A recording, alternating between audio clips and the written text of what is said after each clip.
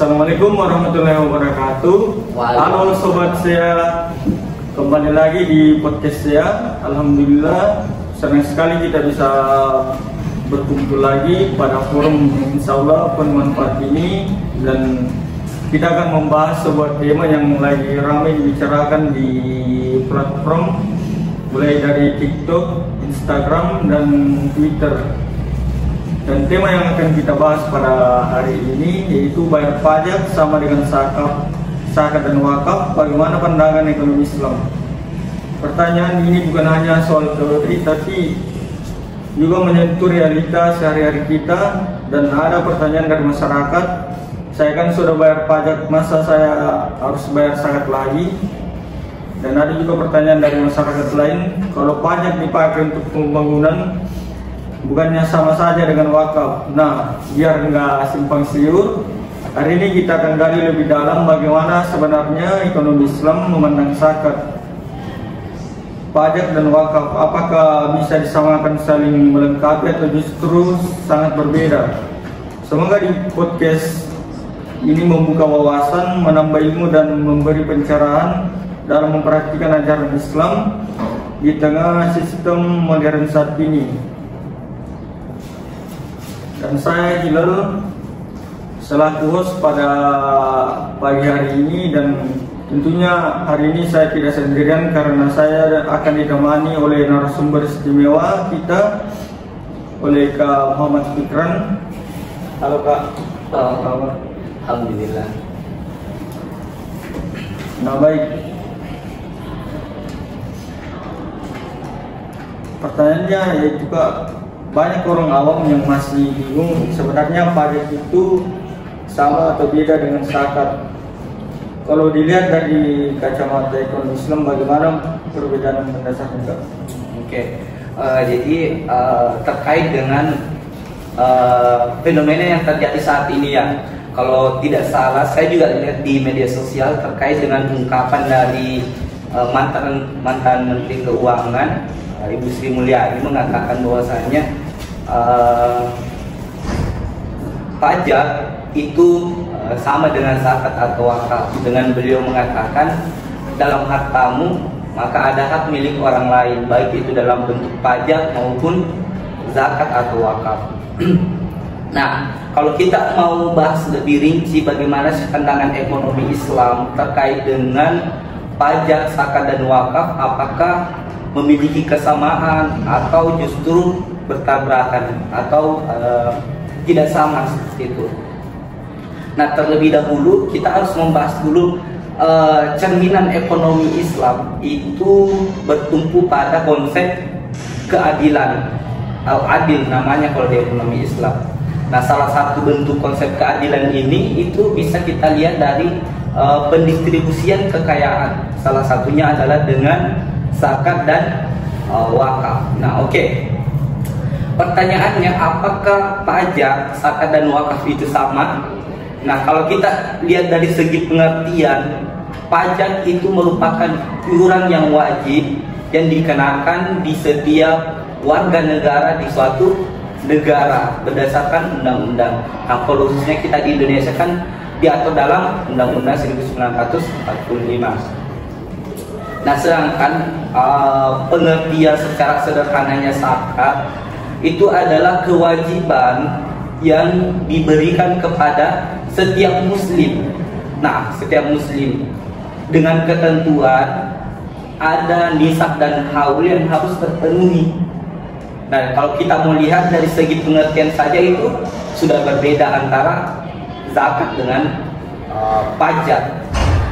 Nah, selanjutnya dari segi pendistribusian, pajak itu kan didistribusikan untuk pembangunan negara, baik dalam misalnya pembangunan jalan tol. Nah, selain itu pajak di Indonesia kan itu jadi sebagai sumber pendapatan utama negara, itu pajak.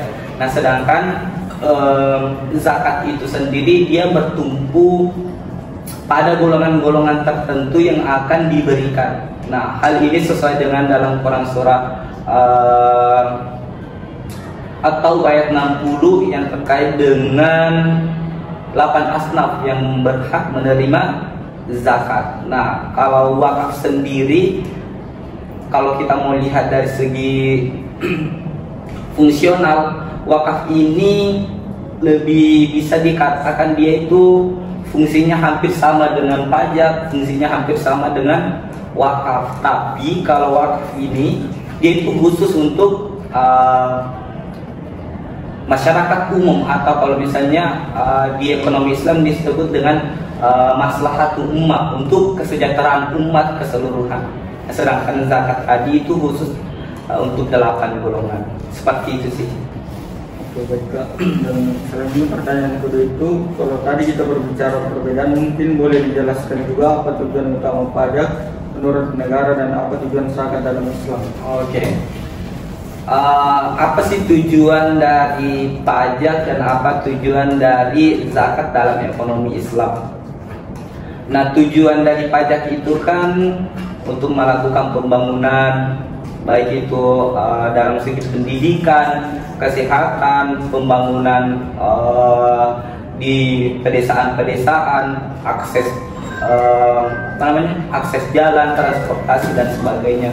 Intinya itu digunakan untuk fasilitas umum, tapi penggunaan pajak ini tidak spesifik. Itu tergantung dari kebijakan pemerintah. Nah, sedangkan zakat ini diperuntukkan itu pendistribusiannya untuk 8 golongan tadi yang saya sebutkan. Yang terkhususnya itu adalah masyarakat fakir dan miskin. Jadi bentuknya saja sudah berbeda, peruntukannya juga tentu saja berbeda.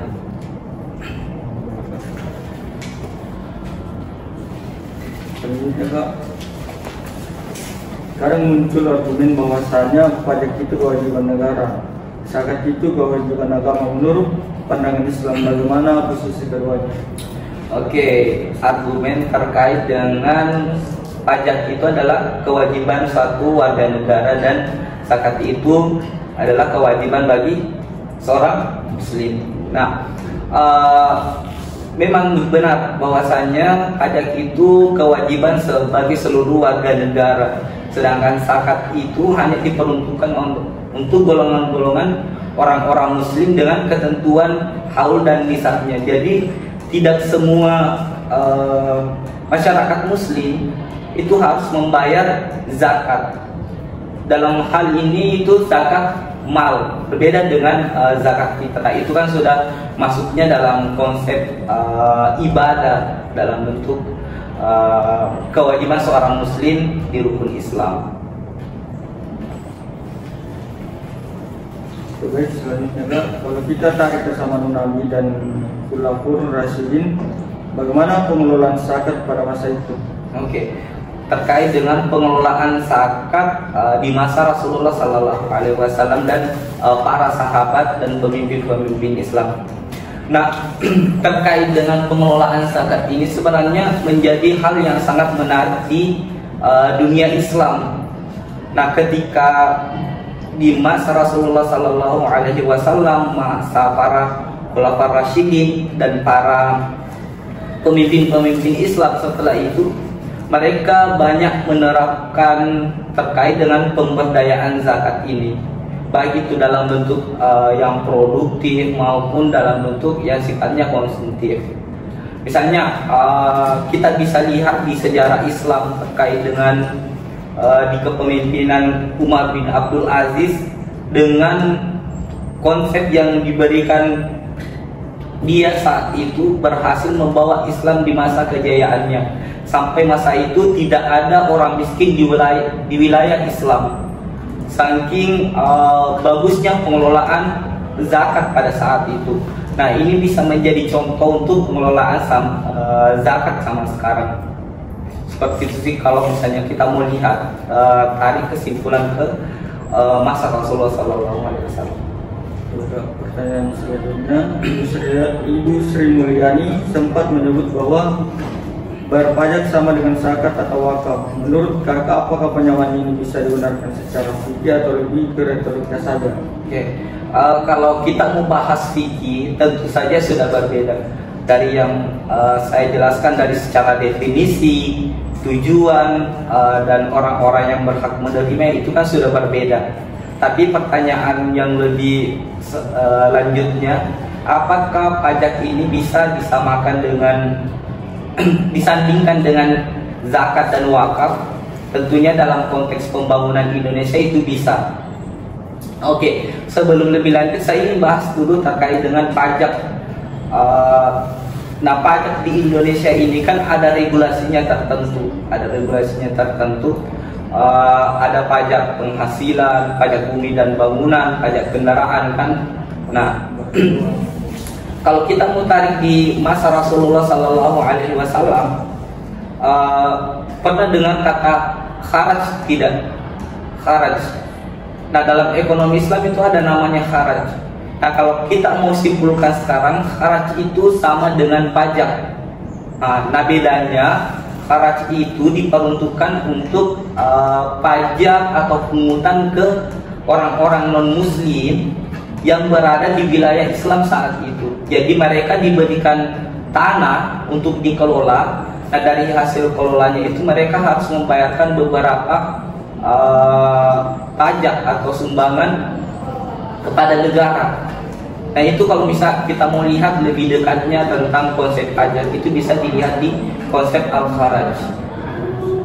Mereka pertanyaan selanjutnya yaitu, ada juga umat yang merasa terbebani ganda, harus bayar zakat dan juga pajak. Bagaimana seharusnya ekonomi Islam melihat isu double burden ini? Oke, terkait dengan masalah masyarakat Muslim yang bayar zakat terus bayar pajak lagi, siapa yang tidak terbebani begitu? Oke, terkait dengan masalah apa sih solusi dari ekonomi Islam dari masalah ini, ada namanya kalau kita mau lihat yang diterapkan oleh negara-negara Muslim yang lain seperti Arab dan Malaysia, solusi untuk masyarakat Muslim dari double pembayaran ini ada regulasi namanya tax credit. Nah, tax credit ini menunjukkan terkait dengan pemotongan pajak dari total pajak. Nah, hasil potongannya itu diambil dari zakat. Jadi kalau misalnya masyarakat Muslim itu mau membayar pajak, itu dilihat dulu sudah berapa pengeluaran zakat, kewajiban zakat yang sudah dikeluarkan. Nah, dari sisanya tersebut barulah itu yang dibayarkan melalui pajak. Nah, kalau khususnya di Indonesia sendiri sebenarnya sudah ada juga regulasi terkait dengan pemotongan pajak itu untuk masyarakat Muslim. Tapi yang jadi masalah adalah penerapan kebijakan tersebut yang belum maksimal. Ya, mungkin untuk pegawai-pegawai perkantoran atau pegawai-pegawai negeri itu mungkin bisa berjalan dengan baik karena mereka kan langsung pengawasan pemerintah. Nah, yang jadi bermasalah adalah masyarakat kita yang berada di pedesaan, baik itu kayak seorang petani atau pedagang dan sebagainya, itu mengalami kendala terkait dengan masalah double pembayaran ini. Jadi solusi dari ekonomi Islam itu di Indonesia lebih diperkuat lagi regulasi terkait dengan tax credit. Jadi kita bisa menerapkan tax credit seperti negara-negara Muslim yang lain, seperti Malaysia, Arab Saudi, dan negara-negara Islam yang lain. Baik, selanjutnya kita ke pertanyaan terakhir. Kalau harus memilih narasi untuk masyarakat, apa yang lebih tepat, bayar pajak atau zakat? Atau sebaliknya ditekankan perbedaan keduanya? Kalau kita harus memilih mana yang harus dipilih, pajak atau zakat, nah sebagai warga negara Indonesia kita tidak bisa memilih salah satunya. Karena keduanya keduanya kan merupakan salah satu kewajiban kita sebagai warga negara. Pajak merupakan kewajiban kita sebagai warga negara yang taat akan aturan, sedangkan zakat itu kewajiban kita sebagai muslim yang taat pada agama. Nah, tapi apakah antara pajak dan zakat ini tidak bisa beriringan? Bisa. Nah, pajak dan zakat ini bisa beriringan dalam pembangunan masyarakat Indonesia. Justru dengan kolaborasi antara pajak dan zakat ini bisa mempercepat pertumbuhan dan pendistribusian kekayaan perekonomian di Indonesia. Kenapa seperti itu? Karena kalau kita mau lihat data potensi zakat yang ada di Indonesia, kalau kita mau lihat potensi zakat di Indonesia itu sangat besar. Jumlah potensi zakat yang ada di Indonesia untuk per tahunnya itu bisa mencapai 300 triliun lebih. Nah, ini kalau misalnya kita kelola dengan baik, itu sangat besar potensinya untuk pemberdayaan masyarakat, terutamanya dalam bidang pendidikan, kemajuan perekonomian dan sebagainya. Jadi kalau kita mau dilihat pilihan antara pajak atau zakat, kita harus melakukan kedua-duanya. Nah, sisanya tinggal bagaimana pemerintah mengelola dengan baik potensi yang ada melalui regulasi-regulasi yang tepat dan juga mengatasi masalah-masalah yang ada atau yang dihadapi oleh masyarakat. Baik, itulah. Ya, betul kan dulu. Baik, itulah tadi penjelasan dari narasumber kita. Terima kasih banyak Kak Putra. Dan sekian podcast pada pagi hari ini. Saya Salaku host, pamit undur diri. Fatabullah wassalamualaikum. Wabillahi taufiq wal hidayah. Wassalamualaikum warahmatullahi wabarakatuh. Waalaikumsalam warahmatullahi wabarakatuh.